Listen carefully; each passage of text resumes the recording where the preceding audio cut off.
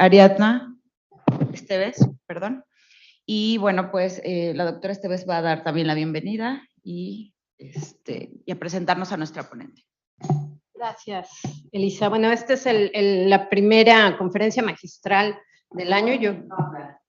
Yo creo que va a ser la única que tendremos, pero además es presencial. Es el primer evento presencial que tenemos desde 2019, una cosa así. Entonces estamos emocionadas de que sea así. Y permítanme presentarles a la doctora Karolina CZERSKA-SHAW.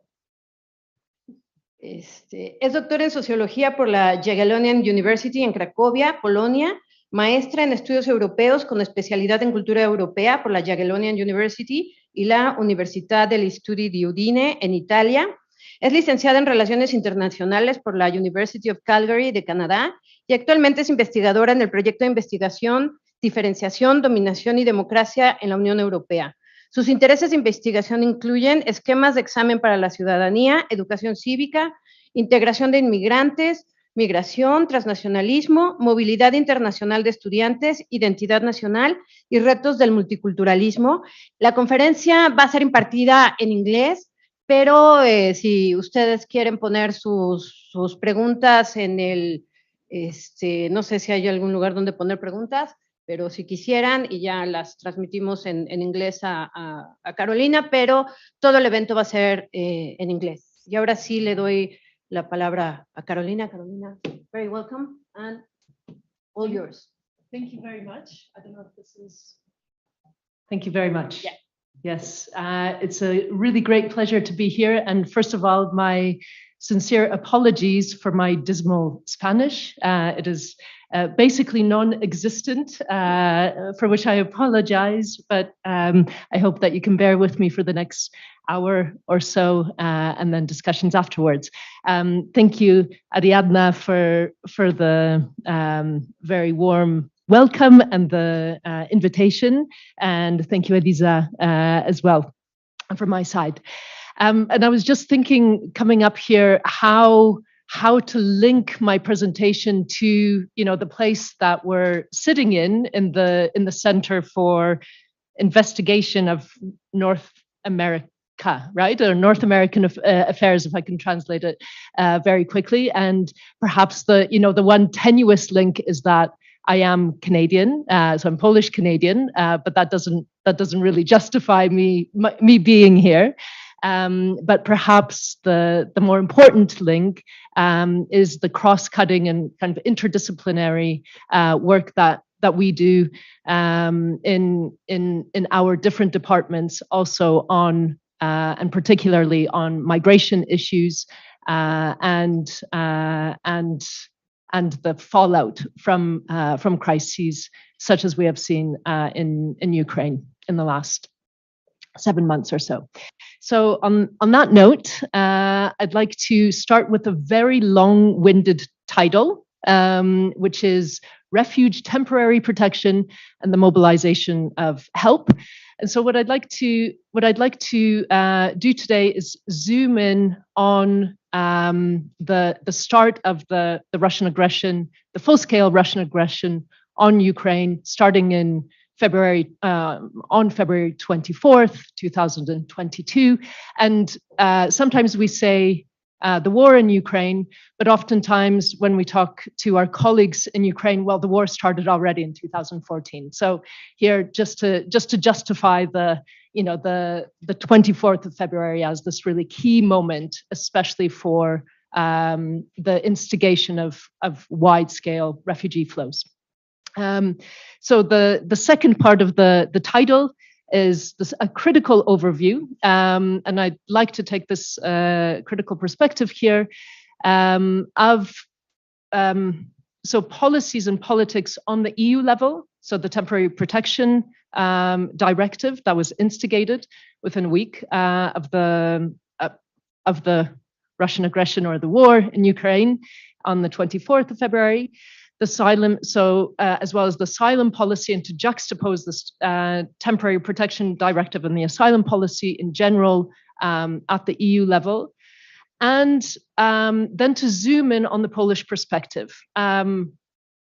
One, because I'm Polish and I live in Poland, and that's my experience also from a research point of view, but also because Poland has been has received the largest by far number of refugees from the war, from the refugee flows from Ukraine after February 24th.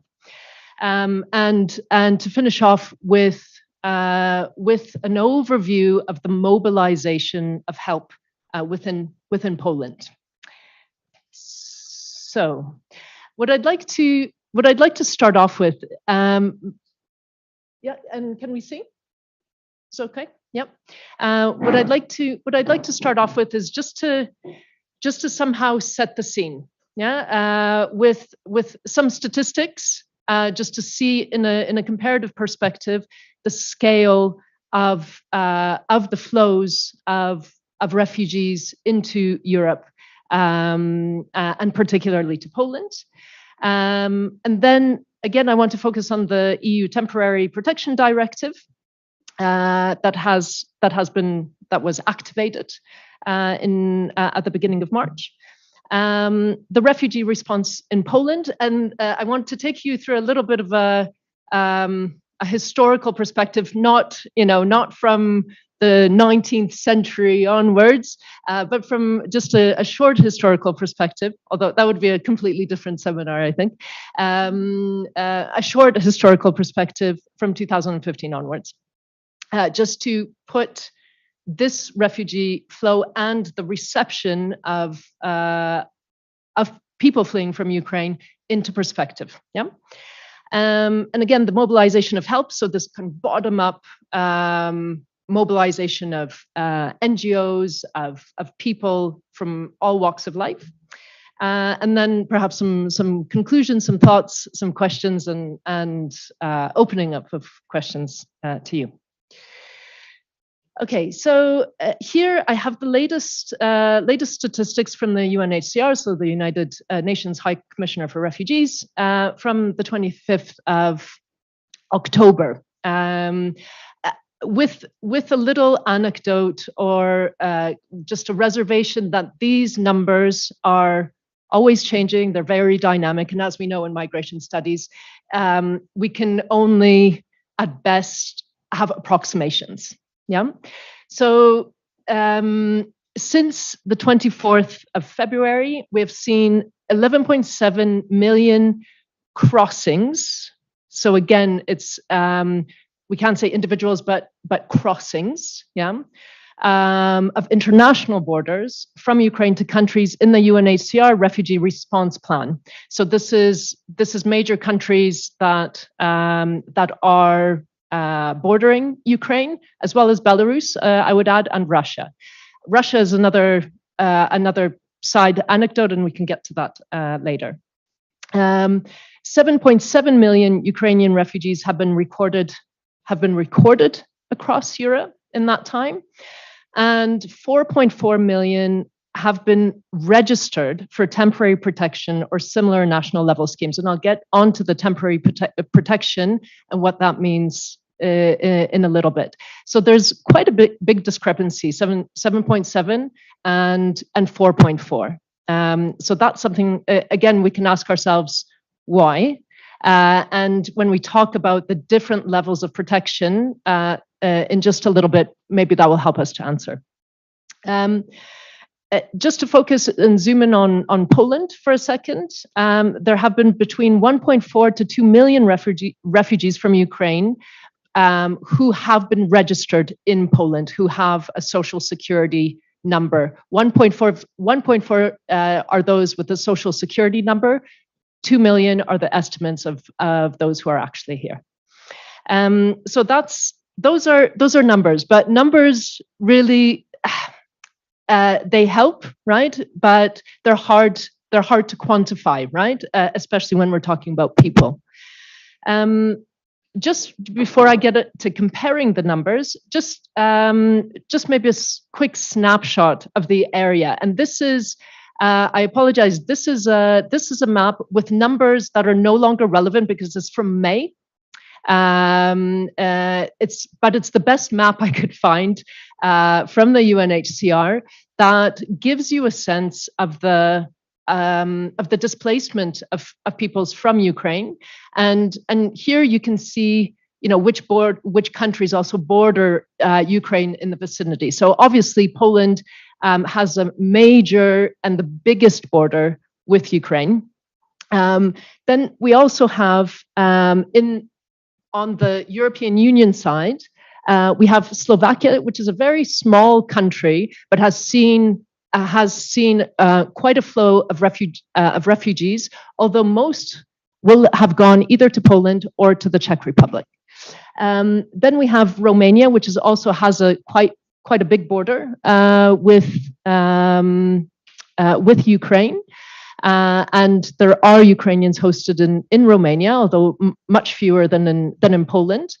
And those are European Union countries. And then we have a very small but very significant country for this geopolitical context, Moldova, which is not an EU country, but is obviously in Europe and borders on Ukraine. And it has also a contested region that is contested between Moldova and Russia, Transnistria.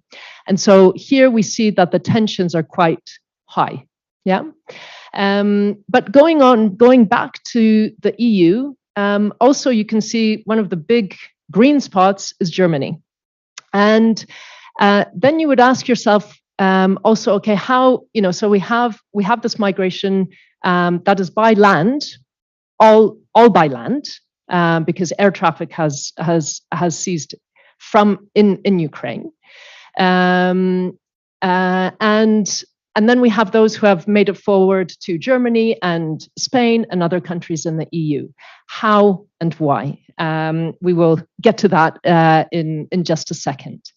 But I want to for a moment compare the statistics, so the scale of the flows with the so-called refugee crisis in 2015 and 2016 that was very loudly politicized, that was heard across the globe, and that was also a very intense humanitarian disaster, really.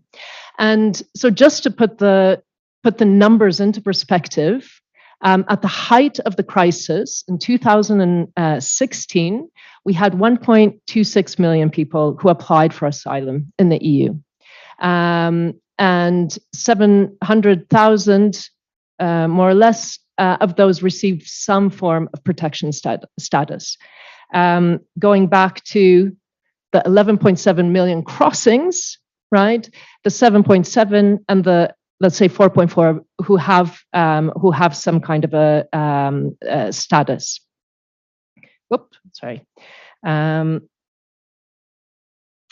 Here, the major difference is, well, there are a lot of differences in these two refugee crises, yeah, that we had in Europe.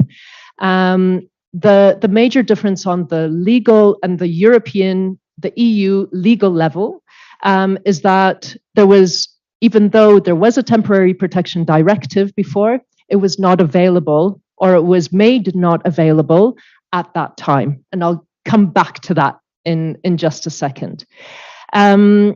Just to get back to the statistics, Germany recorded the highest number of asylum applications in the EU in 2016, again at 745,000, compared to the 1.4 million in Poland now, which is the country that hosts the highest number of refugees at the moment. Just to compare where Poland was at that moment in 2015, 2016, Poland received 12,000 applications for asylum. And just by the way, very few were coming from Syria or Afghanistan or Iraq, which were the three major countries of origin. And it granted in that same year, so obviously from applications from years before, 390 positive decisions. Okay, and this is quite a steady number for Poland in the last decades, except for 2022, obviously.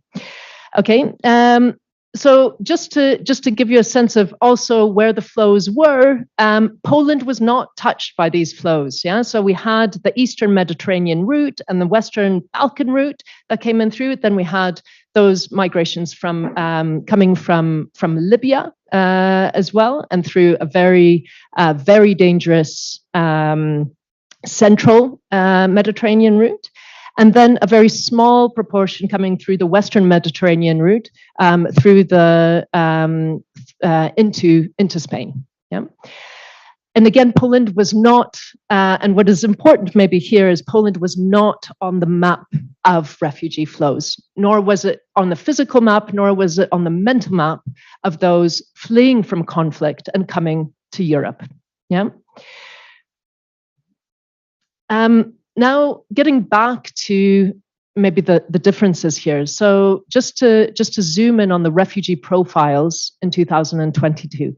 And again, please take these statistics also with with a grain of salt, because this is a UNHCR commission study, but based on 34,000 interviews that were done with refugees who are coming to different countries. So not just in Poland, but to different countries in Europe. And out of those interviews, the statistics are the following: 88% of refugees fleeing the war in Ukraine are women and children, and that goes up to 93% from the Polish statistics that we have on offer. 24% of refugees have heightened needs. So they are elderly or caring for the elderly, have certain disabilities or have particular health conditions. 23% have been back to Ukraine at least once since their initial departure. And this is interesting because this shows the scale of the pendulum migration flows. So we do see that almost 1/4, of those who exited Ukraine after the 24th of February have at some point gone back. Yeah, but those are oftentimes very short stays to see family, pick up belongings. If they're students, they'd go back for short stays. So this begs the question: okay, what parts of Ukraine there are safe and unsafe? Obviously, there are huge discrepancies and depending on the month we're talking about in the war, there are huge discrepancies in terms of what regions were safe and unsafe. But this does have a very particular the effect on legal status as well, and we'll go back to that afterwards. 75% have some form of higher education. Okay, this is quite significant when we're talking about and comparing the migration flows, particularly from 2015, 2016. 73% were employed before leaving Ukraine, and this can range from formal employment also to more informal forms of employment. Yeah, so we get to see, and again, statistics don't tell us everything, right?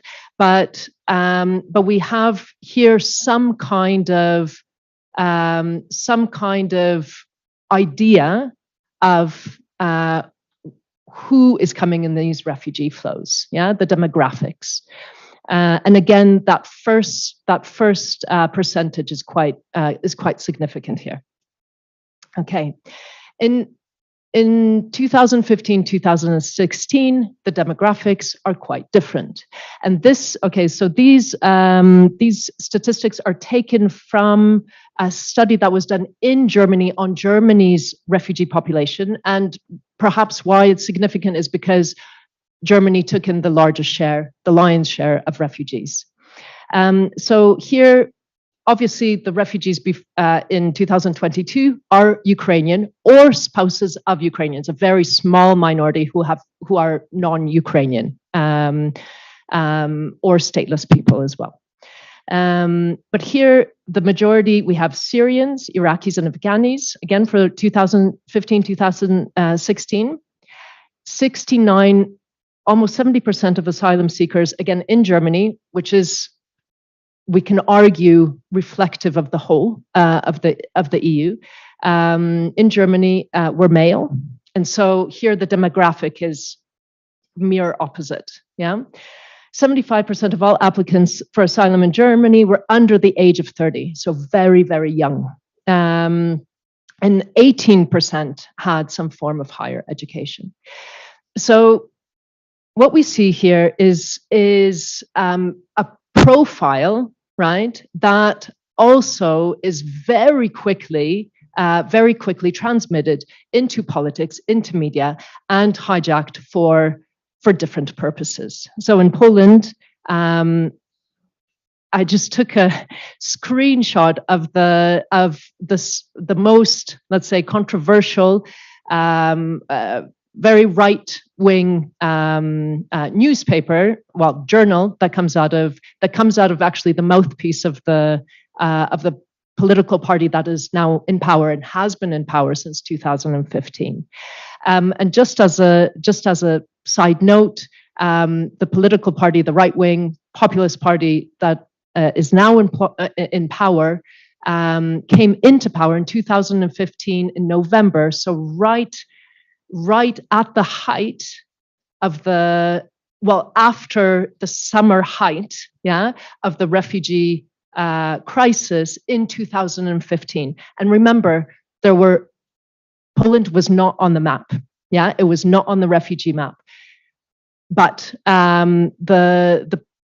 for political reasons, obviously, the migration crisis was very much politicized, and for the first time in after-war history in Poland, inward migration became an issue.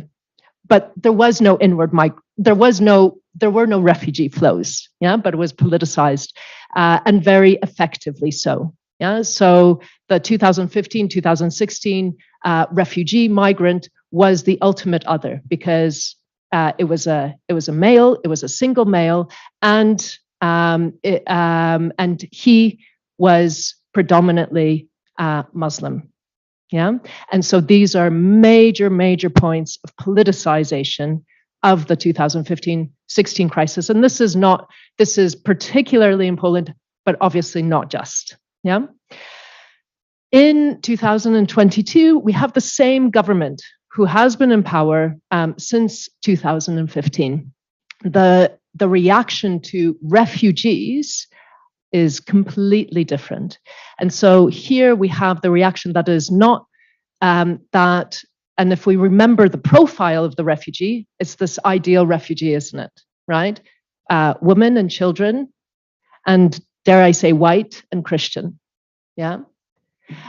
So in Poland, this is the ideal victim. Yeah. And also for reasons of history that Russia is the invader and Polish, the kind of the historical enemy of Poland is Russia. Right. And so here we have a completely different reaction to the refugee flows. And we have, even though we have a government that is anti-migration, I'll get into that in a sec, we have a very conducive policy and political atmosphere to take people in. On the side of society, we see that this is exponentially so. Yeah. For reasons that I've mentioned here, but that I'll mention again afterwards. Okay, so that's just to kind of set the scene a little bit, yeah. Just to map out where we are and the profile of the refugees and the scale of the flows.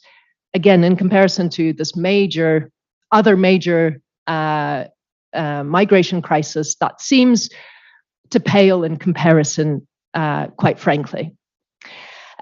So what I'd like to do now is go on to look at the policies and entwined with the politics at the EU level. Yeah, what happened in February, and again to compare that back to 2015, 2016. So yes. So the major directive that was adopted it was a week after, it was on March 2nd, I believe. So literally a week after the start of the invasion, was what is called the Temporary Protection Directive. And those who maybe study migration, or particularly EU migration policies and asylum policies, will know that this directive was somewhere on a dusty shelf, sitting for the last literally 21 years. It was drafted in 2001 in the wake of the Yugoslav wars, right? So this was drafted after the crisis in Kosovo in 2001. And this piece of legislation is actually quite brilliant. It has its faults as well. But what it entails is that in the case of and to quote, a high influx, or it was a max influx. Yeah, if we have a maximum influx of displaced persons coming from a specific country or from a geographical region that is experiencing a conflict, yeah, then we have the ability to trigger this directive that would basically allow people to have automatic and immediate protection based on their nationality, based on not only their nationality, but where they're coming from, yeah, where they're fleeing from. So that means immediate access to the labor market, immediate access to social security benefits, immediate access to schooling, and what is extremely important in the EU is freedom of movement. So we have, and this directive stipulates that it's for 1 year, primarily, with the possibility to extend to 18 months and then possibly to 2 years. So again, this is based on a group-based recognition. Yeah. So that means those fleeing from conflict do not have to go through the regular asylum procedures that, as we know, are very long-winded, and don't give you access to, especially the labor market, sometimes for the whole time that your case is being, looked at, and the conditions are much different. Yeah. So again, the door is open, and people come in, and they only needed a stamp in their passport, if they had a biometric passport that helped, to be able to enter into Poland, into Romania, into Slovakia, and also to move onwards to any other destination in the EU. This is quite remarkable. And again, the question is, why wasn't it activated before? Yeah. Why wasn't it activated in 2015, 2016, where we had a very intense max influx of people who are fleeing war and conflict? Yeah. Well, maybe the simple answer is there was no political will. Yeah. So for this directive to be enacted, you need, so within the EU, you have the commission that basically asks the council, which is the executive body, where you have one vote per member state, to enact a directive. In 2015, 2016, there wouldn't have been a majority of member states who would have enacted this bill. It was just political suicide. And you have to have, and this directive goes through qualified majority voting. So the majority of member states would have to agree, and they wouldn't have. There was, I think, Italy and Malta in 2011, in a smaller migration crisis coming from Libya, asked for it to be triggered, but it didn't go through. No one even dared in 2015, 2016. Except for, and then as an anecdote, there was a kind of a lobby from academics and civil society to activate this temporary protection directive in 2015, 2016. But obviously no politician and no member state would touch it with a barge pole. Okay, so, but in 2022, within a very short space of time, Ursula von der Leyen, the Commission President, passed this notion and put it forth to the Council, and it was triggered unanimously. Okay, so here, this is where we are. This is where we are today. This again, as I say, this directive is not without its flaws. Possibly the reason being that it's been only activated once, and we learn in the process. What kind of people was activated before? So it wasn't activated before. Never. You said once. It's only activated once in 2022. What would you? Yeah. So, okay, so it has been, so now it is activated. That's why you see on the map that you have flows to a lot of, to other destinations other than just the bordering states with Ukraine. There are, it's not, again, it's not as clear cut. There are some discrepancies between the final legislation that has been passed in different member states, because on top of the directive, member states of the European Union will have, in some cases, enacted extra legislation on top of it, which makes some of the parts of the legislation unequal. So, for example, in some states, the directive stipulates that all those who came from Ukraine on or after the 24th of February are granted temporary protection. However, in some states, that date is backdated to sometimes November 2021. So little things like this. There are, and also in terms of access to extra things on a national level, so extra social security, for example. There are some difficulties with other statuses. So we had, for example, one student who was coming from the Ukraine, and she was coming to Poland and the Czech Republic with a student visa. So she had a student visa, she was set to go, and then the war broke out.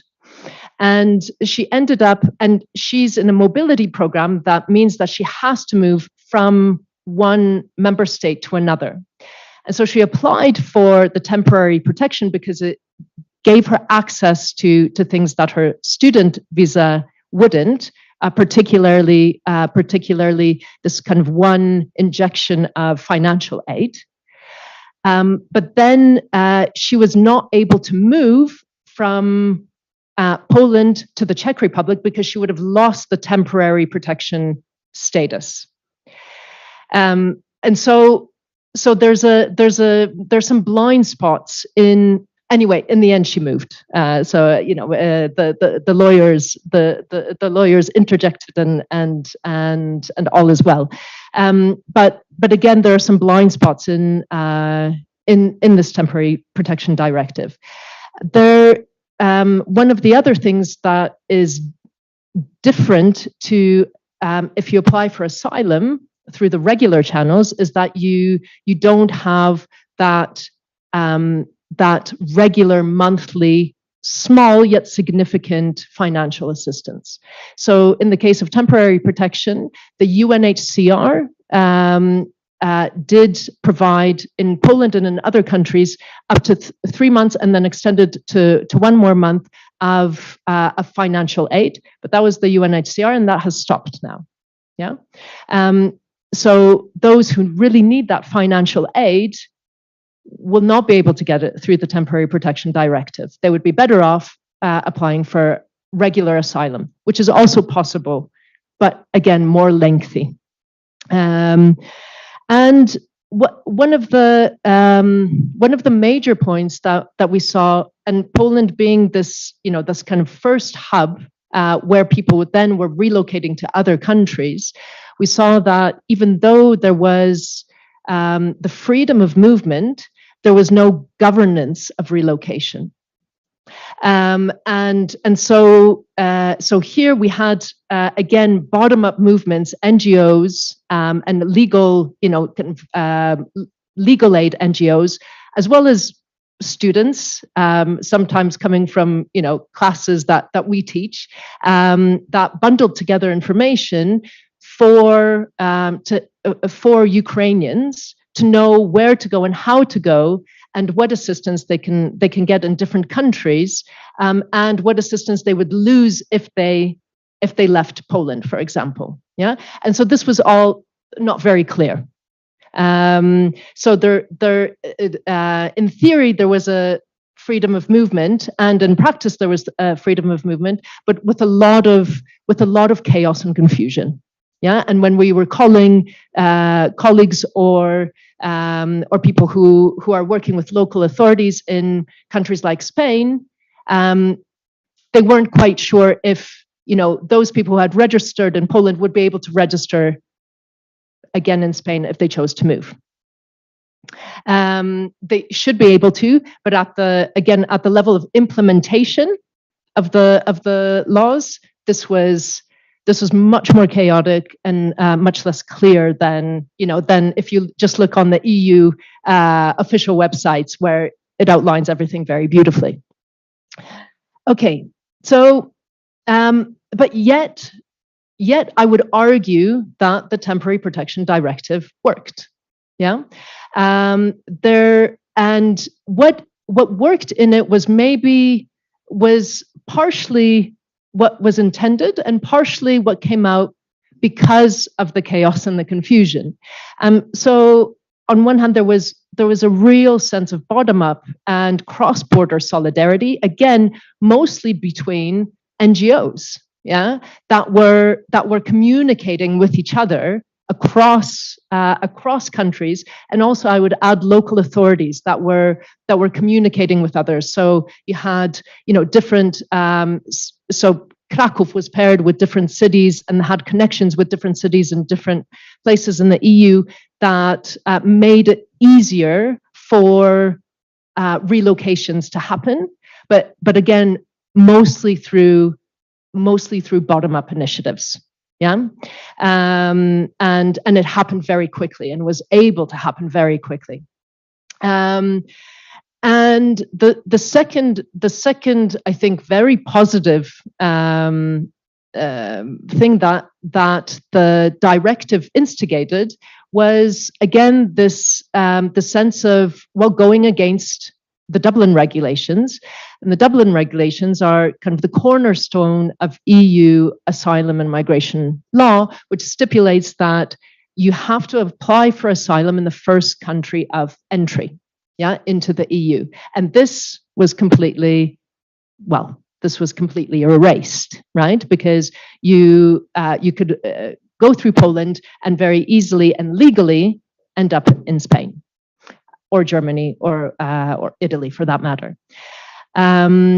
So you had this real sense of freedom of movement, yeah, which is, for those of you who have been to the EU on a non-EU passport, is very important to have, and not so easy to get. The third point is that there was the EU has been trying in its policies and politics for many decades to get rid of so-called asylum shopping. Yeah, there is much research that goes very much against the idea that there is asylum shopping, as in the idea that refugees or asylum seekers choose a place because it will give them more financial benefits.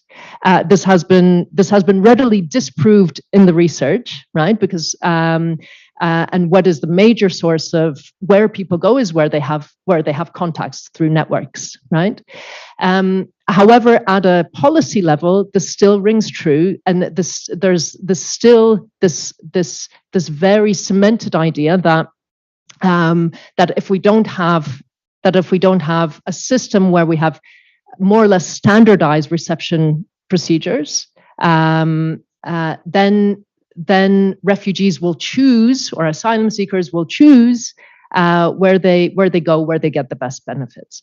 Well, here there's no need for this because all of the countries are open. Yeah, and actually, as we saw, the vast majority stayed in places where they had connections, where they had networks, like Poland. Yeah, which doesn't offer, perhaps the same kind of benefits as France or the UK. Well, the UK not being in the EU anymore, anyway.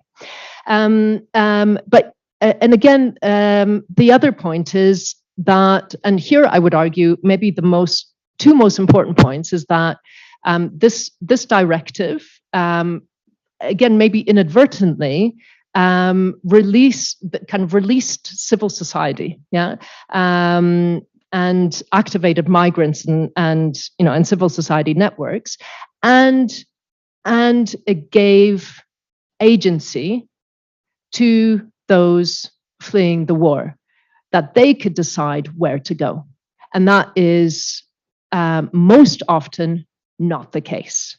Yeah, so this, I would argue, is perhaps the most important, again, perhaps unintended, maybe not unintended, but residual kind of consequence, yeah, of this directive. So people chose where to go.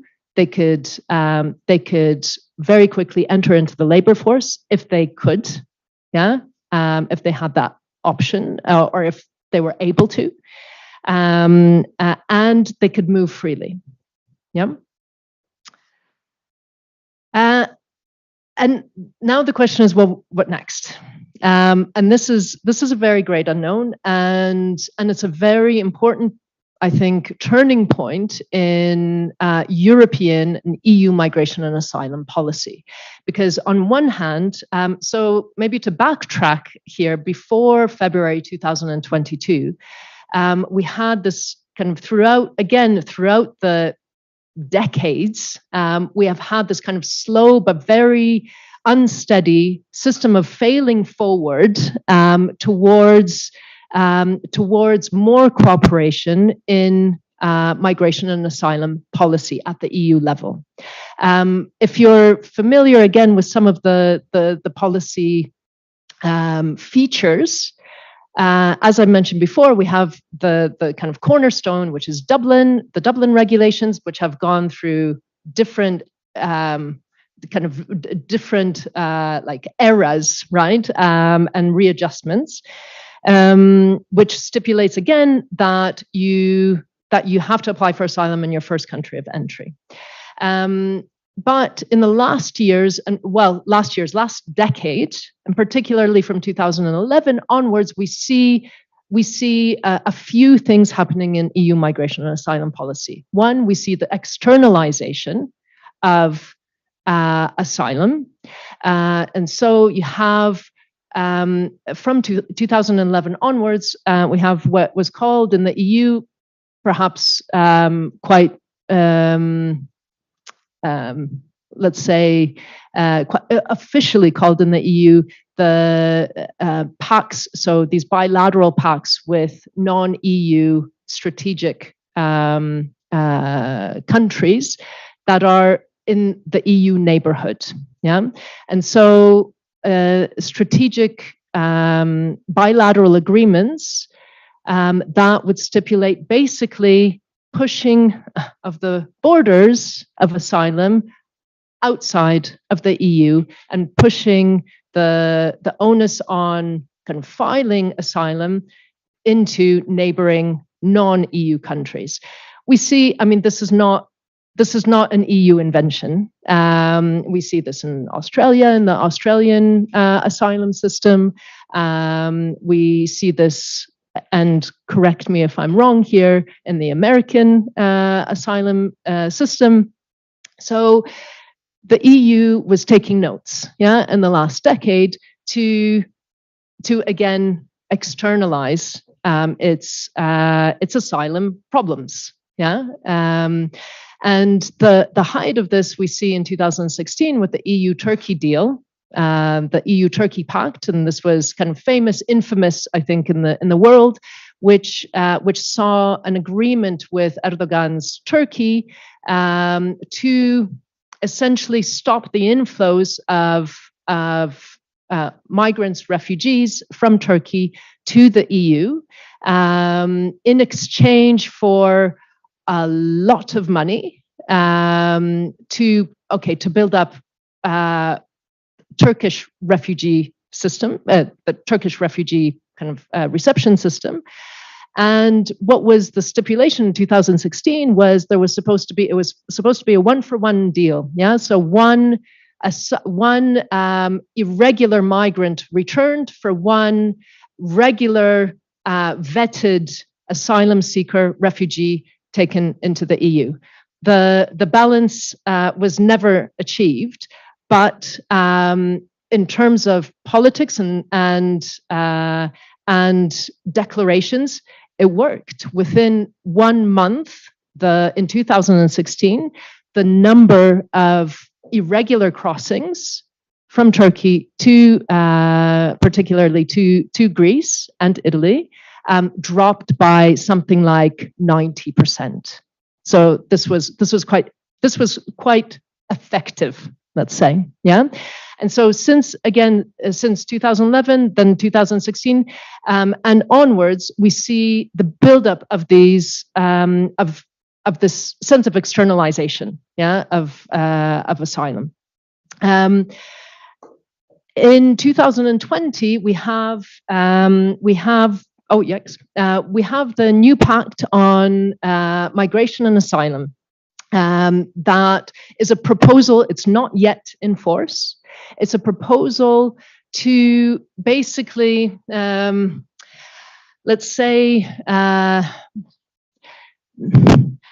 on one hand, try to bring the EU migration and asylum system forward through and take it out of the very tumultuous years that were 2015 and 16, and particularly the fiasco that was the relocation program within the EU that saw that a huge amount of tensions rise between member states who were meant to take in asylum seekers from Italy and from Greece to let's say, take the burden off of these countries in 2015 and 16, and to spread out the asylum seekers across the EU.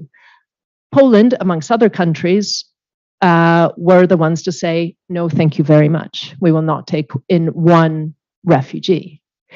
Poland now is taking in, Poland is on the other side of the table at this point in time. So the question is, what way forward? The Temporary Protection Directive in 2020 was meant to be replaced because it was thought to be defunct, because it was never activated.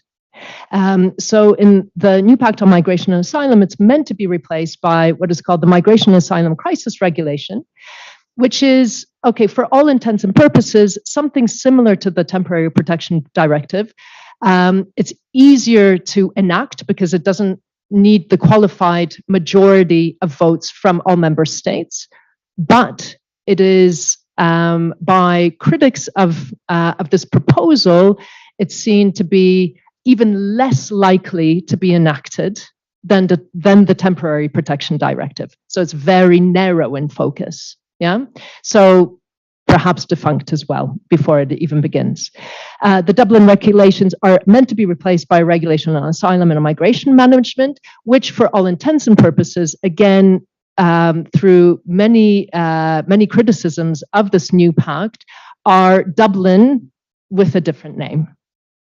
But what we see here, and again, we are at a real crossroads, and particularly now the hotspot is on the eastern frontiers of Europe, because not only do we have a major inflow of refugees and a humanitarian situation that is unprecedented, we have a very, very tense security situation.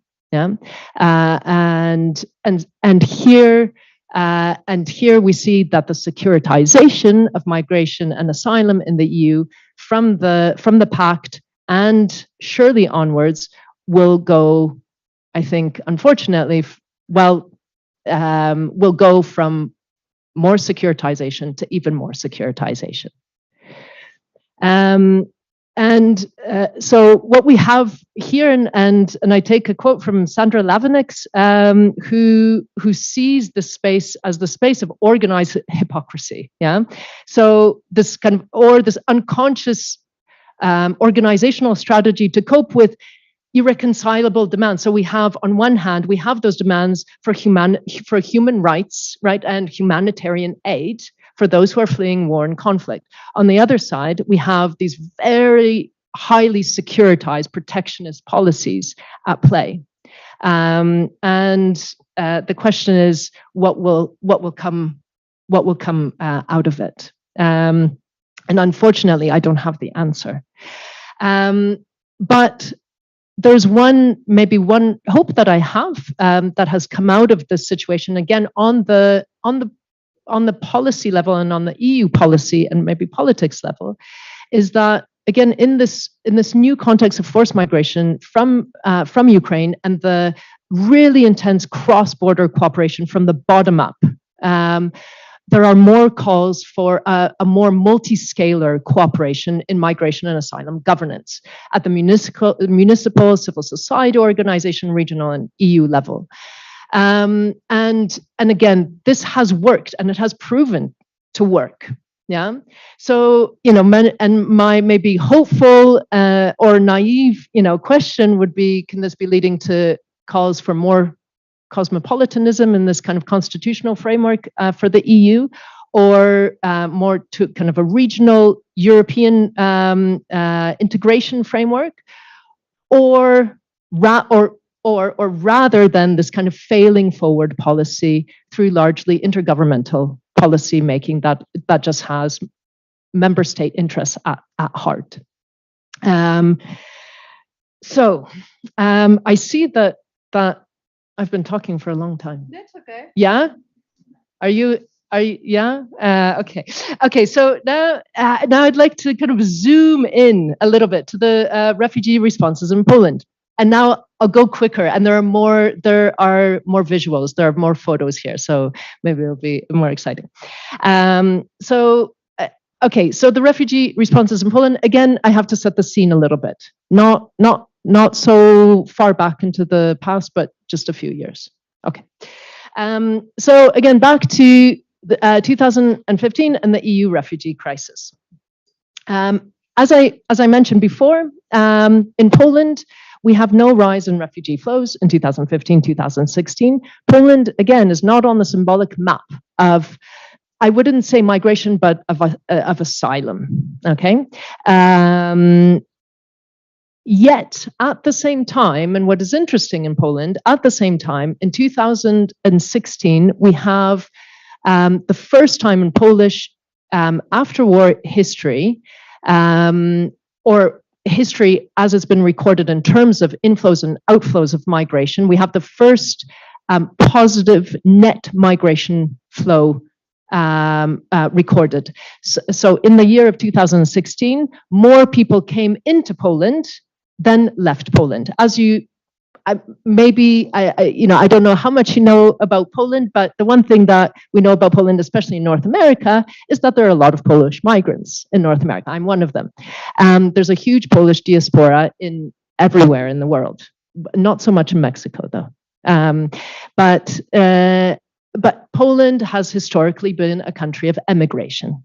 Yeah, and 2016 marks again this migration transition from Poland being a country of net outflows of migrants to being a country of net inflow of migrants. And this is not just in 2016 that it suddenly happened. It was in the making for a decade or so, and it has been consistently so since 2016. And who are those economic migrants? Mostly Ukrainians. And although many of them may have had experience of being internally displaced. So again, the war in Ukraine has been going on since 2014, but through Polish migration policy, which is quite open door, ironically an open door policy, despite very anti-migrant rhetoric, has again, consistently since 2016, not only been a migration transition, like a net receiving country, but it is also the country in the European Union that issues the highest number of temporary residency permits.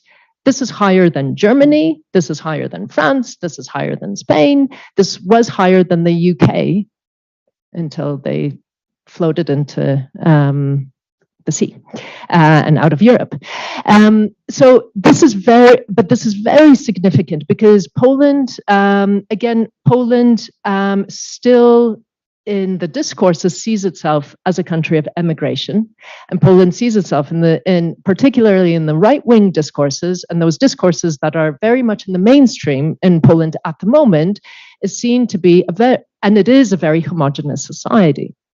Yet it is changing at an extremely rapid pace. Yeah. And so imagine going from a country of and a real history and a collective identity and a collective memory of emigration to having one person in 5 in Krakow and in Warsaw be non-Polish at this moment in time. So it's up to 20 and more percent in the major centers in Poland. And this has happened in a flash, yeah, in the last not even decade. And now since February, this is the status quo, yeah, not only in the major centers, but also spread out.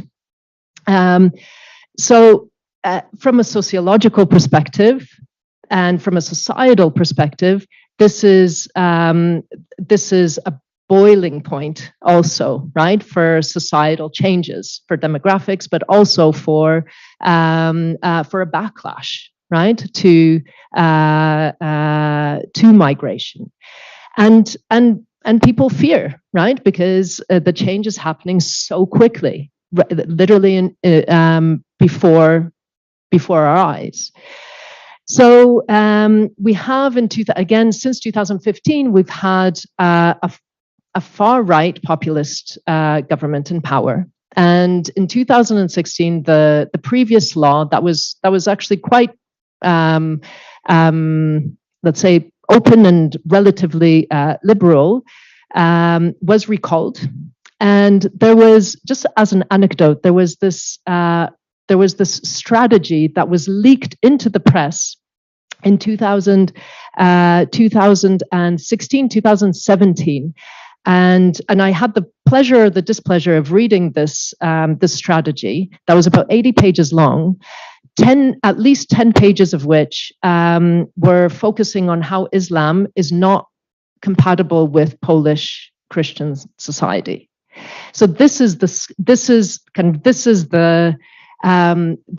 discourse that has been around in Poland again since 2015. Yeah, largely without any Muslim migration into the country, although that is changing as well. So you have highly xenophobic discourses on a political level, yet you have an economic open door policy, which is something of a disaster waiting to happen, right? In terms of societal clashes, right? Because you have a large scale migration coming in with highly anti-migrant rhetoric. So again, this is just setting the scene, yeah, in 2015, 2016. Then in 2021, 22, we had a very, maybe, I don't know if the news came across this way, but it was quite significant in our part of the world and in our part of Europe. We had what was called, and what I would say was the human security crisis on the Polish-Belarusian border, so in the northeast of the country. Just very, and this is very simplified for the moment. It was basically a unique state-sponsored, orchestrated migration crisis through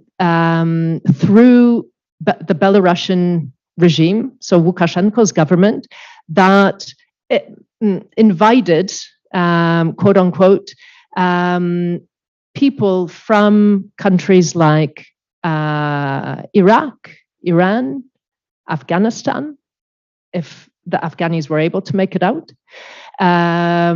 because this is this is right on the heels of the fall of Afghanistan to the Taliban.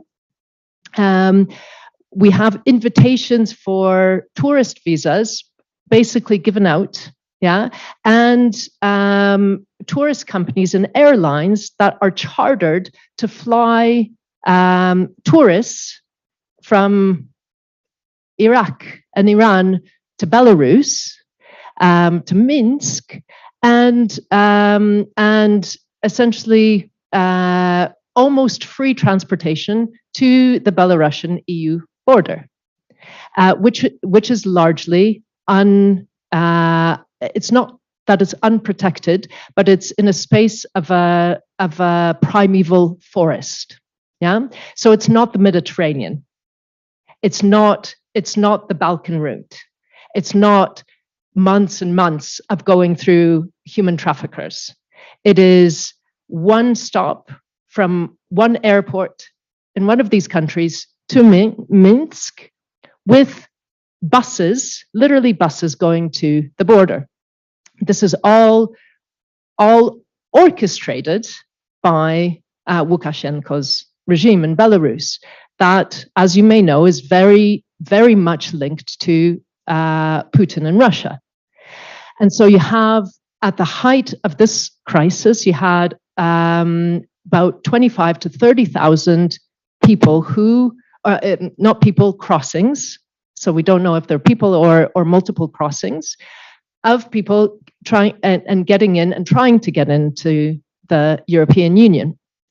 And so here we have, we do have a major security issue, right? At the same time, we have a major humanitarian issue, because for all intents and purposes, it's the I think it's the worst that the humanity can do, is actually play with the hopes and dreams of people who are trying to make a better life for themselves and saying, yes, I'll give you a basically free ticket into the EU, but the purposes are much higher, is to sow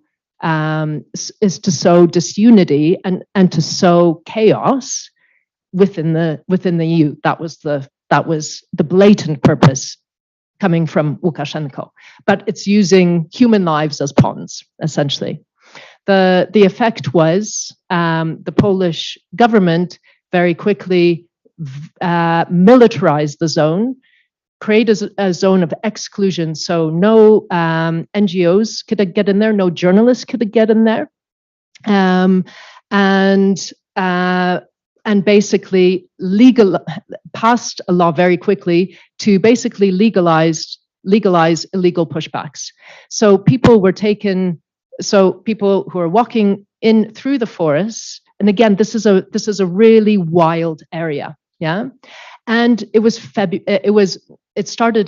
February. It was before. It started in the summer, but it very quickly got cold in the autumn and the winter, and people were freezing to death, and had no place to go, and were being again rounded up and sent back in cars, buses, back to the Belarusian border, and back to the Belarusian police and military, where they were oftentimes beaten and not treated very well. Yeah, and so, but you have this situation where you don't have millions of people.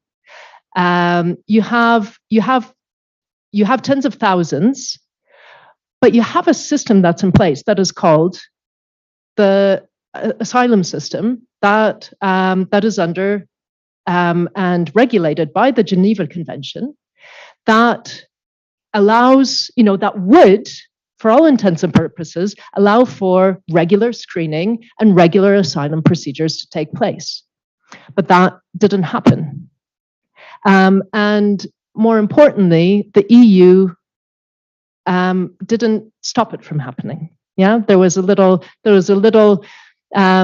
one press conference where the migration commissioner said, well, we do, that basically, well, we should let in NGOs and journalists, that we shouldn't block that, and pushbacks aren't that great.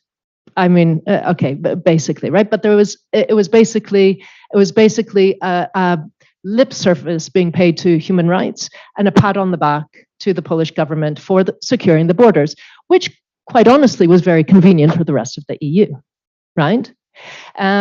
So here we have the criminalization also of NGOs and humanitarian workers, who, by the way, very quickly mobilized and had set up stations by the exclusion zone, and were going out into the forest with backpacks full of food and first aid kits to those who they found in the forest. Yeah, but they were not able to move them because they would have been at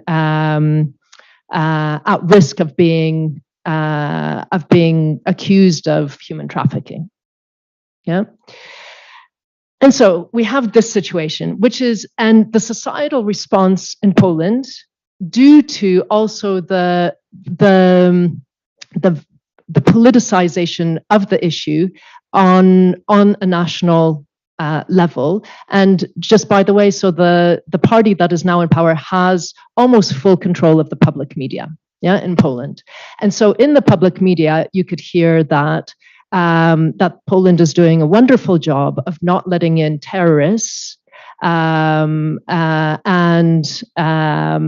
illegal migrants, and also those who are. There was one press conference where high-ranking officials were showing pictures of those who they thought they were screening, who were engaging in not only pedophilia, but I forget the one that is called, where you have sexual relations with animals. What is anyway? Yeah. And so this in one moment came out onto all public media, yeah, in the country, and people were terrified. People were terrified. They were scared. Of course, they were for this securitization and militarization of this border zone, because otherwise we're going to be at the hands of Lukashenko and Putin, but also we're letting in these terrorists and and the worst of what you can imagine into our society, right? So this was the vision, yeah, this was the image that was sent. And people were scared. But just one point here to hang on to is that, again, NGOs were very quick to organize and to network between each other. So in the wake of this crisis, what was formed was called the Grupa Granica, so the border group. And it's an association, a very loose association of NGOs, legal aid centers, humanitarian and kind of social organizations, bottom-up movements as well, that created a very, very professionalized system of help and communication, right? So they were able to get quite a number of people through informal links that were able to pass and go on to Germany. Yeah. So this is okay. So now I'm getting to February 2022. This crisis was from August 2021 up until, and it was just dying down in January 2022. And those organizations who are kind of involved and really, really full on involved were just saying, it's time to take a break. And then the war happened and no one could take a break. Okay, so sorry, this is just a map, just to place it, of the movements from different countries to Belarus, to Minsk, and then onwards to Poland. Okay, this I already mentioned, the EU, how the EU reacted. One very positive thing that happened at the EU level was there were diplomatic actions. And by January 2021, this is in Belarus, by January 2021, diplomatic actions actually stopped the airlines from transporting masses of people to Belarus. And that's how the crisis more or less ended. Although up until this day, we still have people who are trying to cross that border, and we still have NGOs and civil society kind of groups in that area trying to help. And again, but for all intents and purposes, the EU here is commending Poland for a job well done. Yeah, in securitizing those borders. And so this is the irony of then what happened next, literally in the next month, yeah, is that we go from a highly securitized, militarized zone in the north of Poland and a wall, and a building of a wall, to the open door policies that were triggered by the Temporary Protection Directive in the south, that accommodated Ukrainian refugees coming in. Now, this is just to give a sense of that inequality in that reception, or those contradictions, yeah, in those policies and actions. Okay, so now we get to the war in Ukraine and the Polish reactions to it. So we have a swift implementation of the Special Act, wherein Ukrainian nationals can get even more than what's offered in the Temporary Protection Directive: labor market access, education, social benefits, 18 months status right away instead of 1 year, and with a view for more. We have temporary financial support, largely through the UNHCR, for 3 months, extended to 4, and what is important, through the Polish state, child benefits, which are quite significant, actually, 500 zloty per child per month, which is quite a lot in the Polish society. There is housing support for those who brought in refugees and hosted refugees, and this is quite significant. upwards of 40% of those who fled the war in Ukraine were hosted privately by private people in their homes. A lot of this is also through Ukrainian connections. There's a large Ukrainian diaspora in Poland, but just then through regular people. So when the UNHCR went to the borders in the first weeks of the war, ready to set up tents, like in other conflict, situations, they realized that there was no one waiting to be, there was no one waiting at the borders and needed assistance then. There were already set up reception centers on the borders that were set up by NGOs and local authorities. But again, most people then just dispersed into the country, into homes, and onwards. So this is a major difference to what we see in other crisis situations. We have now over 200,000 Ukrainian children in Polish schools, and another 500,000 who are doing distance learning, so learning from Poland but doing schooling in Ukrainian. And then we have ad hoc local government responses. So we have government responses, and again, mostly at the local levels, but there are big issues with who's going to foot the bill. Yeah, and also there are major political cleavages between the local authorities and the largest centers, so Warsaw and Kraków, and the political cooperation or lack of cooperation they have at the national level, because mostly they're in the opposition to the government, the national level government. So there's a lot of tension here in terms of, again, who's going to foot the bill. The thing is, there's what I think is the major point here is, besides this massive mobilization, there is no long-term strategy. The strategy was first for 3 months, and then, 3 months, went by very quickly, and then the strategy was for 6 months at the local and national levels, and now they're still working on a strategy, but we're 7-8 months in, right? And people are not going.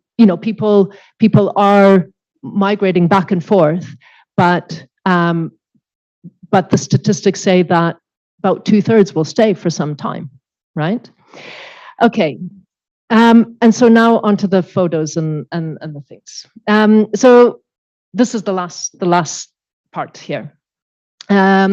We have, so I hope I've kind of painted this, the scene for how the mobilization of help then happened. So again, before February 24th, we have the large-scale Ukrainian migration to Poland. We have a highly educated young foreign population also in the cities.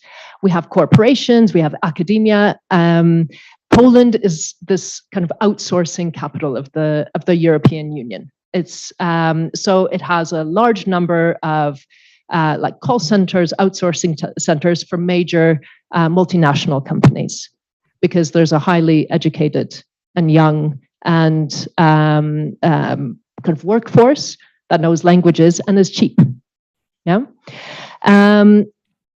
We have a relatively activated migrant associations with high civic participation, and the Ukrainian NGOs are well-placed leaders in ethnocultural civic activities in Poland, and have been for a number of years. Just as a side point, Poland and Ukraine have they have different languages, but those languages are quite similar still. Right, so it's a lot easier for a Ukrainian to learn Polish than for a Chinese person to learn Polish. Yeah, so we come from the same root, from the same language root, although the alphabet is different because Ukraine has the Cyrillic alphabet. We're culturally and linguistically close, and that matters. So there's also, in the last years, a growing awareness of the need for local governments to promote and support integration, because that's where it happens, and they need it, and it's beneficial, right? Financially and otherwise. And again, we have this bottom-up mobilization of NGOs and grassroots movement from coming just right on the wake of the Belarusian border. So after February 24th, we have this really massive movement from below. Yeah, freelancers, bottom-up movements. They're the ones who become the first responders to the humanitarian crisis. So if you came to the train station in Krakow in the first days and weeks of the war, you would see people coming in, like the scouts, as well as just people with sandwiches coming in. You know, it was all very chaotic, but you had this real immense mobilization. You had the more established NGOs in the field built these kind of loose coalitions from the bottom up. So then you see these hubs of assistance gaining, right? And I would say largely in the absence of national level or regional level authorities organizing the mobilization of help. You have Ukrainian NGOs established in Poland. This is really key because they were the connectors as well, who come to the forefront, right? Who have high social and symbolic capital in this war. And volunteerism flourishes. So you have private people hosting all, everywhere in the big cities, but also in the smaller centers. You had neighborhood support networks, you had groups, you had train station sandwich bearers, schools, institutions, businesses volunteering. At the university, we set up, so we have a lot of Ukrainian students that were with us before the war. So within the university, we had very quickly organized a system of going like shifts to go and pick up our students and to bring them back with their families from the borders. And so you had this major, you had these, and again, for example, there's a neighborhood in Krakow that got together, neighbors got together, and they actually now formalized an organization, and they were 24 hours saying, okay, we have room here, let's bring in a host here, let's, I need some food here, okay, I'll be there in 5 minutes, right? So you had real intense mobilization, yeah, in different parts of cities and also the countryside. Is the scene right for solidarity? So again, we have this cognitively clear situation. We have clear victims and we have clear perpetrators. And these are our neighbors, and our neighbors, and our neighbors' backyard is burning. Yeah. Again, we are culturally close, an established population already on the ground. And there's this collective imperative to help across political, economic, and urban and rural divides, unlike on the Belarusian border crisis. So this is almost kind of like making up for, what didn't happen on the Belarusian border crisis. And we have a lot of best practices here. And I'm coming to a close here. We have NGO-driven projects, reception centers, charity clothing, like free stores, or Goodwill wardrobes. I'll show you pictures in just a sec. We have refugee-driven projects and organizations with the Ukrainian diaspora pre-2022. We have NGO and business partnerships for the first time, really. We have volunteerism from businesses, from big corporations and big inflows of money. And as well as Ukrainian organizations within that, grassroots initiatives, academics, and local government that come together in these loose coalitions. These are some pictures, again, nearing the end, of So this is one that I was involved in. It was the reception center. It was one of the first reception centers that was around what is called the Multicultural Center. And within a week, we had opened three not reception centers, three, what are they called? Pickup points for donations. Yeah. And so within a week, there was a donation point for things like just everyday needs, and within 2 weeks we had what's called the Goodwill Wardrobe. So this IKEA style, and actually IKEA donated for free masses of this in this huge space, this abandoned shopping mall essentially.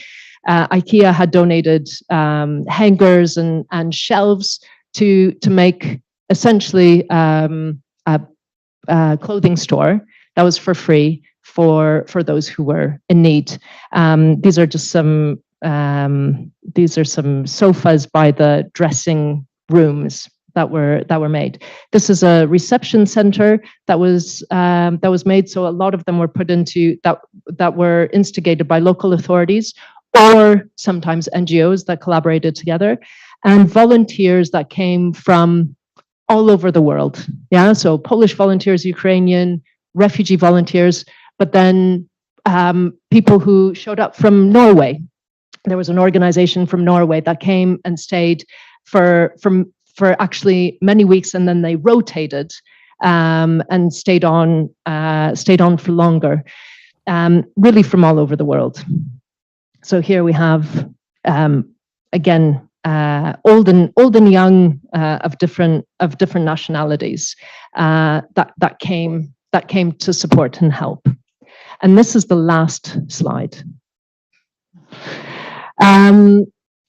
So maybe just some food for thought. Is the scene ripe for unity or disunity? Yeah. On one hand, we have again this massive mobilization that I have never seen before, and perhaps not likely to see again. But there was and still is a deep absence felt of coordination or management of the crisis from the side of authorities, yeah, from the side of the state. It was basically left. It was very convenient also for the state to leave it up to the NGOs and the civil society actors.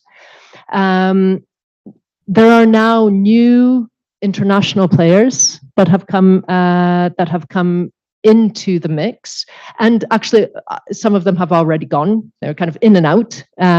So big aid organizations that injected a huge amount of funding in a very short space of time. So a lot of the bottom up and the NGOs on the ground mushroomed, but at the moment they now don't know where they will get the money from in the next months to support the really big overheads. And these funding opportunities obviously sowed a lot of division in local, kind of the local ecosystem, because there was also a fight for the access to resources.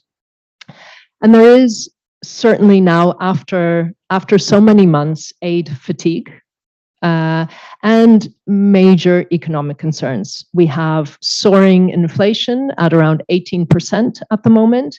We have a looming energy crisis in Europe, and security, major security concerns, educational system concerns, critical housing shortages, and we see the tensions not only within society and also it's about access to resources. And so we see the tensions now coming when there are longer waiting lines, there are longer queues to get in to see a doctor. The schools are overfilled, and so you have these tension risings. Housing prices have skyrocketed, yeah. And within the Ukrainian population, you also have tensions, and we have to remember that the Ukrainian population is very also divided, right, between East and West, between Russian speakers, Ukrainian speakers, between those who, you know, came to Poland before and those who came to Poland afterwards, right? So there are tensions that are mounting, and that will be exacerbated by the looming energy security and financial crisis. And on top of that, we have this, you know, either at best we have a protracted crisis in Ukraine that will go on for years, or at worst, you know, a quick and heightened intensification of the war, and increased refugee flows. And the elections are coming up in a year in Poland, and as researchers, we're just kind of waiting to see how this issue will be politicized in the run-up to the elections. And I hate to end on this very kind of maybe negative point, but that's where we are. It's winter is coming, and really it is. So this is the very long and short of it. Thank you.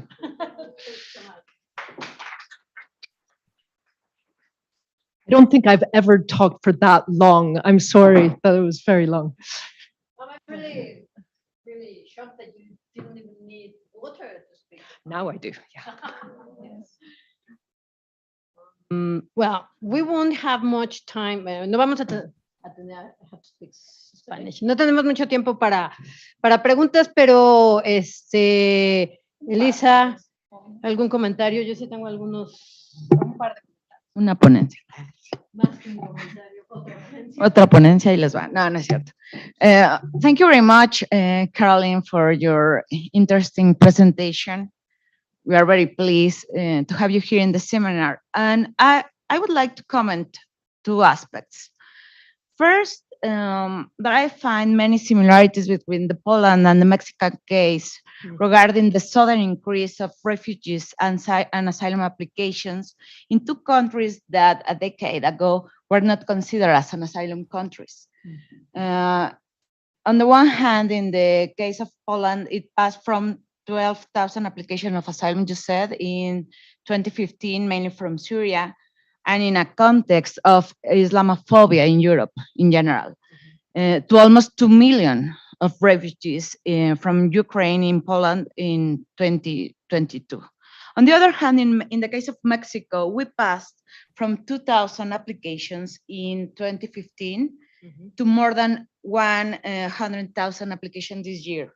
Yeah. So after so many events of forced migration in the region, such as the migrant caravans in 2018 and the Venezuela diaspora, etc. So this situation makes me wonder, and I would like to ask you, how have the Polish agencies managed in terms of the shortcomings derived from the financial and operational challenges? Because here in Mexico, we have seen many problems regarding these issues, besides the no long-term strategies for integration of these persons. And second, the politics of asylum.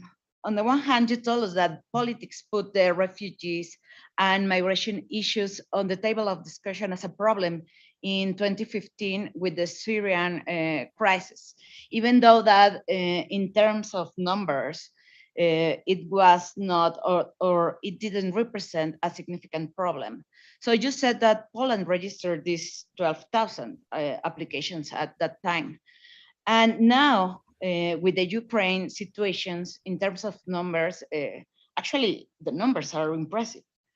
We have almost 2 million of applications after this invasion from Russia.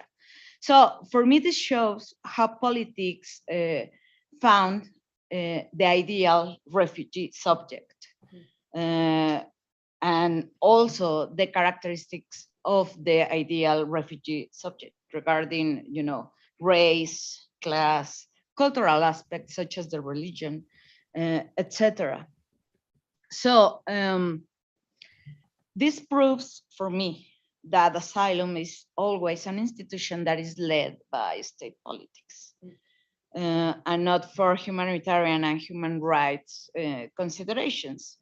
So in this part of the Atlantic Ocean, also the politics of asylum procedures proved to be different depending on the asylum seekers, Ukrainians, Venezuelans, Central Americans, Haitians, etc., etc. So I found these two aspects very interesting, and we appreciate very much your presentation. Thank you so much.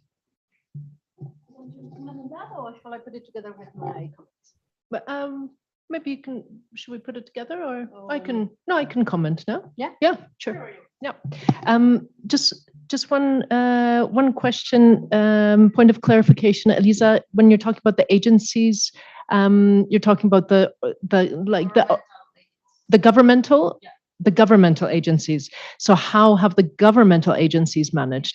Money Yeah.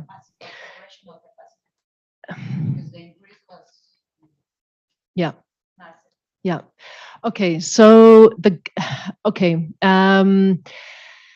government. So the government, the major influx of money and the major part of the budget from the government that goes to helping refugees is the support for child benefit, yeah, and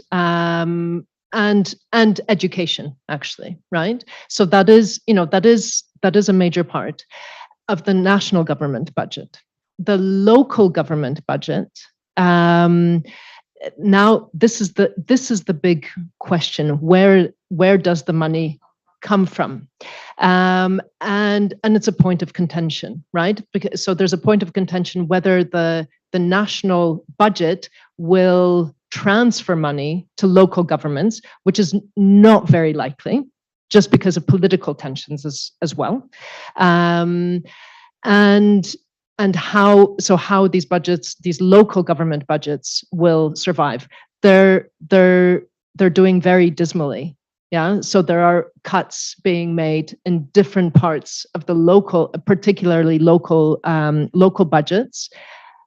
Also, because we have this looming energy crisis that is calling for even now of closing down schools and universities, at certain points to save money on energy. Yeah. So the local governments have no idea how they're going to pay the energy bills next year.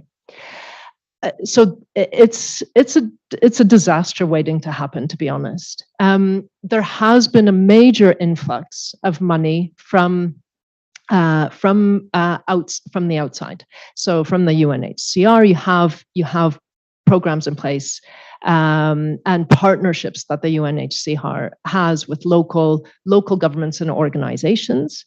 You have also, again, this major influx of money from business and from charities from outside of Poland.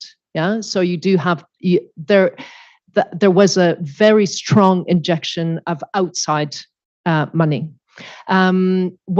One concern is also there are tensions between the Polish government at the moment and the European Commission, and so Poland was meant to get, just like other countries, a major injection of money in this post-COVID recovery program. However, on top of this situation, there are tensions between the Polish government and the EU because Poland is being Poland has not lived up to its rule of law standards, and so there's money that is being essentially withheld by the EU because of another situation that would take another whole other conversation to get into, but essentially the reforms that happened in the judiciary in Poland have not been in line with with rule of law principles of the EU. So there's money being withheld. So this is another kind of level of tension here. So maybe to answer your question swiftly, well, not so swiftly, is how they've managed largely by outsourcing to organizations, to civil society organizations. But I don't think they have. We will just see next year how bad it is. Yeah. In terms of the politics, yeah, I mean, this is, it's always politicized, isn't it? Right. And again, it's no coincidence that the migration crisis in 2015 was highly politicized right before elections. Right. And it will be, it will be next year politicized. And again, for the moment, the foe, the enemy is Russia, right? And so the letting in of refugees is also coincides with that political program. Yeah. Thankfully for the Ukrainian refugees. Not so thankfully for Russian citizens who are also trying to flee Russia, who have all the doors closed to them. Yeah. Thank you, Carolina. I have a couple of questions. The first one is almost 90% of the refugees are women. And there are a few sex trafficking rings and groups in Poland. And I was wondering, what's the situation for Ukrainian women, given that there's a main problem regarding, when Polish women migrate, they face that. So what's the situation for Ukrainian women? Mm-hmm. And the other one, it's, the temporary protection status seems to be very similar to the refugee status in the 1951 convention. I mean, regarding rights. So I don't see what the difference be between, the rights that are given to refugees under the 1951 convention and the directive. I know that not many European countries have signed or agree with this convention, so probably it's a substitution, I'm not sure, but it's very similar in terms of the rights it gives well, I haven't finished. Mm-hmm. And I find it to be very generous. Mm-hmm. So that's why it wasn't activated before. That's I think that's the reason, and I believe it wasn't activated before because of racist reasons. Because I mean, Syrians, Afghans, and they didn't activate it. It's like, but suddenly they activated with the Ukrainian people who are white, Christians, and liberals, because they oppose the Russia. It's very much like Cold War politics going on there. And I think that is why it was activated with Ukrainians and not before. And because of that, I do think this directive is going to be replaced by the pact. I mean, it's the pact looks a lot like the UN pact on regular whatever migration, and I think that's the future, where refugees are treated as clients, and states are seen as partners. There are no humanitarian or human rights considerations under those new pacts, and I think that's why it's going to be replaced, because it sounds very good. The directive, it looks very much like refugee situation under the convention, and that would be that, and also I think it's who qualifies for refugee protection and who qualifies for someone receiving temporary protection, because thinking of temporary protection in the American context, it's a political decision. It's never legal, so to speak. It's the American Congress deciding, if there are lots of people from Haiti seeking asylum, and there's a decision in the Congress that people should receive temporary protection. And they also decide when it ends. It's not legally binding like the refugee status under the convention. Mm-hmm. So what's the difference? And I think legally it's quite confusing. Or every state decides, every country decides how to apply it, or whether they apply the convention, or whether they apply the directive. Or how's that regulated in terms of the law? And that would be it. Thanks. Mm-hmm. Okay, thank you. Maybe I'll start off with the last one, and you're absolutely right. It is racism, and is the first thing that springs to mind, right? Racism, or inequality in the access to things, to rights that are enshrined based on rights, right? But inequality in the access to those rights, absolutely. And that is why it hadn't been triggered before, because it was politically just really unpopular. Yeah, it had a reason to be triggered before. Right, in 2011 with the Libyan kind of crisis, and in 2015, 2016, absolutely, and it is in a sense too good to be true. And to be honest, there's very little chance I see it being triggered again. Anyway, the new Pact on Migration and Asylum is going to change that, right? And so in this new kind of crisis management directive that will be perhaps in place whenever they've been trying, it's been 2 years already and they haven't implemented the pact. And these things drag on in the EU forever. Right, but this new crisis management directive will be again even more narrow in scope, and probably the same. That it will only be in politically convenient situations that will be enacted, and I have no doubt. Unfortunately, about that. So. One thing I would say in the new Pact on Migration and Asylum, and there's maybe one silver lining in all of the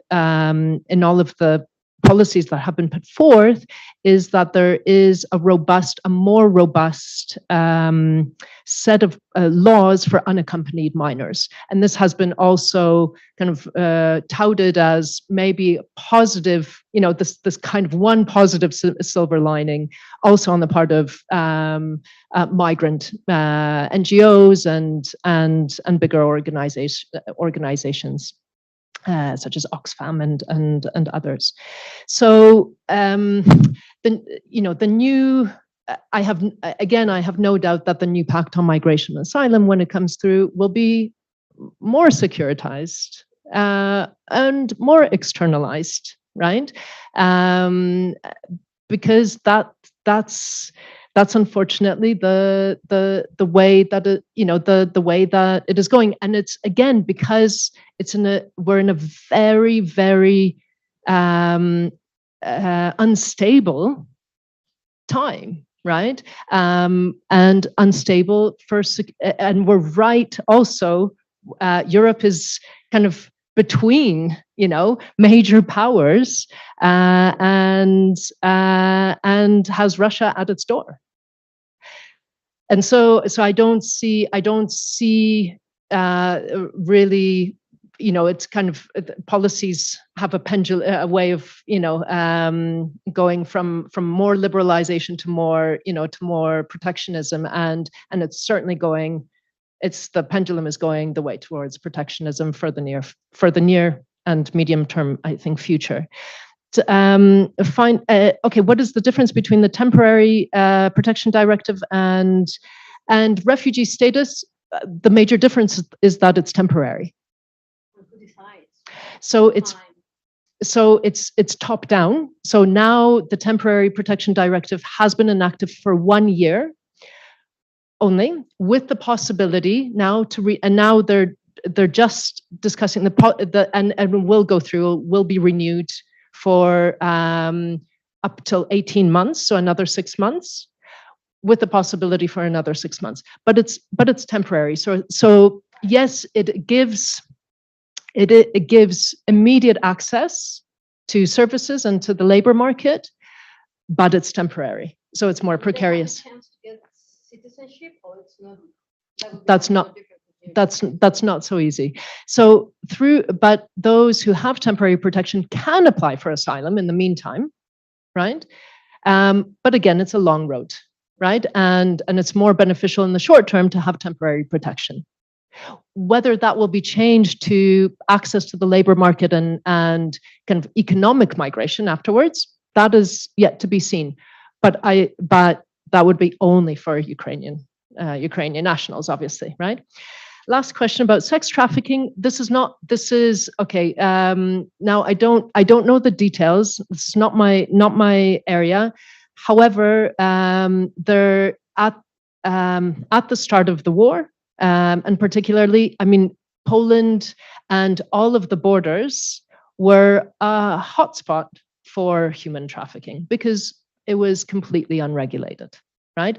And so colleagues who do work with lawyers who do work with human trafficking and particularly sex trafficking of women were definitely raising those alarm bells to say, hey, we need a system at the train station to vet those people who are picking others up, right? Who are picking Ukrainian refugees up, because at the trains, so Kraków train station and other train stations in Poland, you can imagine in the first weeks, there were tons of people coming in and out, and there was just in Kraków, there was just this one pickup spot for transport to private housing. So remember, I said that 40% of people were housed privately, but no one was vetting, no one was checking who these people were who were coming to pick up, people to take to private homes or onwards.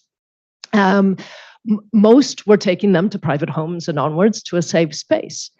But already at the beginning, there were alarm bells ringing to say, wait a second, we need to check these people.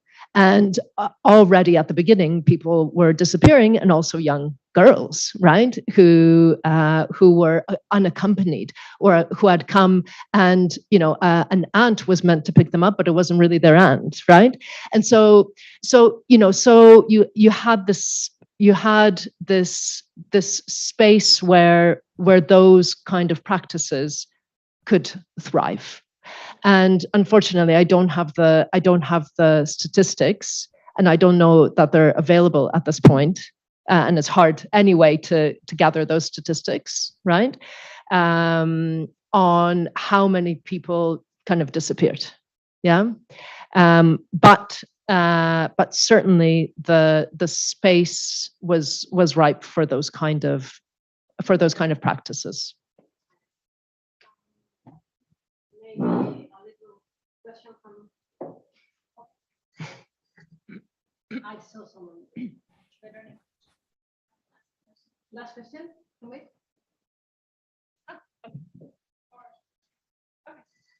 Thank you so much for this really interesting presentation. I had like a lot of questions during the presentation, but then they were answered as we went along. So, but one thing I was curious about is you were mentioning how the civil society organizations were mobilizing so quickly, and but then you were, and I'm assuming maybe, as you mentioned, it had something to do with that they were already mobilized because of the Belarus border crisis and so on. But I'm also just curious if there was is there more to that in terms of is it because there's a lot of like a very active civil society in Poland that is working in other areas, maybe not in migration, and or is it because of other organizations outside of Poland that were active because of into 2015, 2016? I'm just curious about kind of like what kind of like created that very availability and coordination, even if it was a bit chaotic, as you were mentioning. So yeah, I'm just curious about that. Okay, yeah, very good question. So I'd say that that there are a few layers to it. Yeah. So at first, there are the migrant organizations, or those organizations that deal with migrants and multiculturalism and diversity are there are very few. Yeah. And so they know each other quite well. There's a system of connection anyway between them. So in Krakow, I can name now there are quite a few, right? But I can still through networks, I can still get to probably the majority of them. Yeah, that are working in this field, and again, because of the Belarusian migration crisis and also the 2015-16 crisis that didn't actually hit again Poland, but there was a part of the society, and this is a small part of the society, right, who mobilized to, there was an organization called, or kind of a bottom-up initiative in Krakow called Refugees Welcome, right? And they ended up just going like to Italy and Greece and to Serbia because there were no refugees in Poland, right? And so they ended up just having to go abroad to be active, let's say. But then in the meantime started doing things on the local levels. And so in local communities, you have people and organizations who are already networked, yeah, in that field. But then in the Ukrainian crisis, then you have a different layer of civil society that comes onto it, which is one part of it is bigger organizations that deal with kind of social issues, right? And there are more numerous, right, than the migration ones, for sure. And then on top of that, you have, and it's maybe it's something that you can debate whether it's a part of civil society or not, but you have a lot of religious organizations, or organizations that are tied to particularly the Catholic Church, but not only. And those were the ones, and they have a lot of, they are numerous, right? And have a lot of also kind of resources, yeah? And so they came into that mix very strongly in the Ukrainian crisis, certainly not in the Belarusian crisis, right? Actually, I'm sorry, there was one Catholic organization that was present on the Belarusian border. And then you have scouting, the organizations, which are very strong in Poland, and they were the ones that were also really into the organization of the response, right? Because they have and they were able to mobilize, right? So you have those on top of it. Whether Polish society is active in a civil, whether Polish civil society is active up until this point, and very much from all of the research, from the early 1990s to the early 2000s pointed to this great deficit of civil society in Poland and this great deficit of trust, yeah, in society. But that has been completely turned on its head. Yeah. The question is whether, how it will go forward. Yeah. And I mean, to be honest, that's my hope. Yeah. That is my hope. Yeah. That civil society will really flourish as it has in the last half year, 7-8 months. Yeah. Thank you so much. So there was hope in the end, right? Sorry? There was hope in the end. No. Yeah. I tried. It's reality. It's reality. Thank you. Thank you. For being here.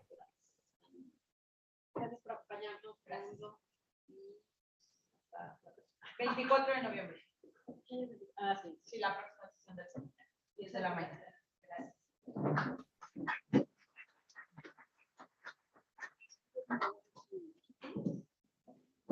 Yeah, thank you.